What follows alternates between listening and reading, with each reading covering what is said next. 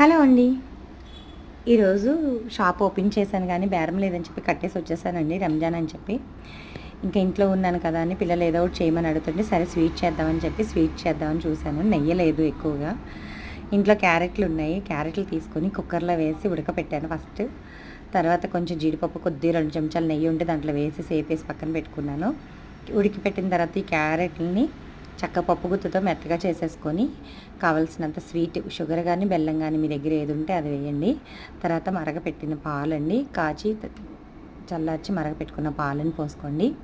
యాలక్కాయల పొడి వేయండి. తర్వాత ఈ దోరగా వేపుకున్న జీడిపప్పు కూడా వేసుకోండి.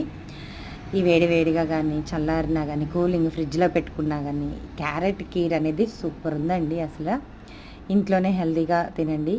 చాలా చాలా టేస్టీగా అనిపించింది. నాకైతే బాగా నచ్చింది. పిల్లలు ఏం చేశారంటే గ్లాస్లో పోసుకొని ఐస్ క్రీములాగా చేసుకుని తింటామని చెప్పి కొంచెం తిన్న తర్వాత రిమైనింగ్ మిగిలిపోయిన దాన్ని ఐస్ క్రీములాగా పెట్టుకుంటామని నెక్స్ట్ డేకి పెట్టారు, ఫ్రిడ్జ్లో పెట్టారు, డీ ఫ్రిడ్జ్లో. మీరు కూడా ఇంతేనా? అలాగే